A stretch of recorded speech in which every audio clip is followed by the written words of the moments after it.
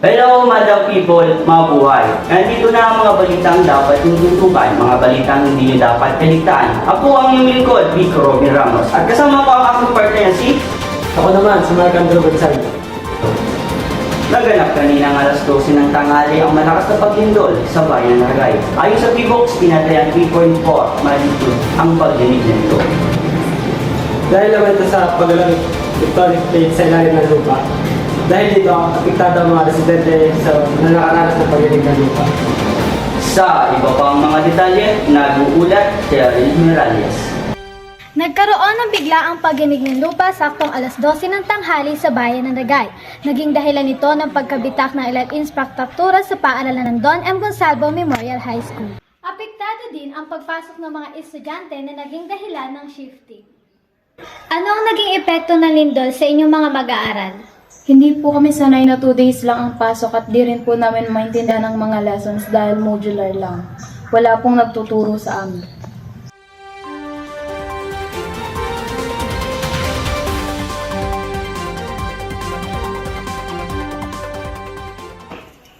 Nakita naman natin ang epekto nito sa mga mag-aaral. Ngayon naman, ating saksihan ang nasa ibang parte ng Ragay, nag-uulat Manuela Liedo. Gumuho ang ilang mga bahay na nakatayo malapit sa dagat dahil sa paglambot ng lupa dulot ng liquefaction.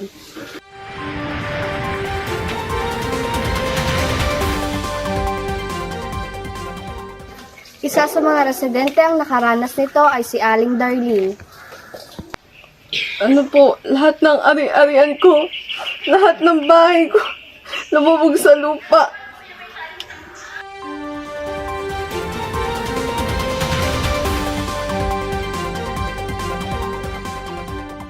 Marami ang naging masamang bunga ng mga paglindol, kaya marapat na maging handa tayo, Vic. Maraming salamat, Cheryl at Ella. Bobby? At napalayag din namin ang isa sa mga municipal official ng barangay. Sabi nito, kanila nang ginagawa ng aksyon ng pangyayari ito. Nag-uulan dahil Dahil sa iba't ibang hazard na dulot ng paglindol, mas lalong naalarma ang mga residente sa bayang ito. Kaya naman, mas lalong pinalawig ng gobyerno ang kanilang kakayahang makatulong sa mga residenteng apektado ng lindol. Sa tulong ng iba't ibang sangay ng gobyerno, lalong-lalo na sa DSWD at DRMC, mas lalong mapapabilis ang paggalaw ng mga opisyales sa iba't ibang barangay. Lubos din ang pasasalamat ng mga residente sa agarang pagtugon ng gobyerno sa kanilang barangay. Balik sa iyo, Vic. Salamat, Erling. Hanggang dito na lang ang aming pambalitaan. Ako po muli, ang iyong lingkod, Vico Robin Ramos. At kasama ko, si Mark Andrew Gonzalo. paalam. Iyo.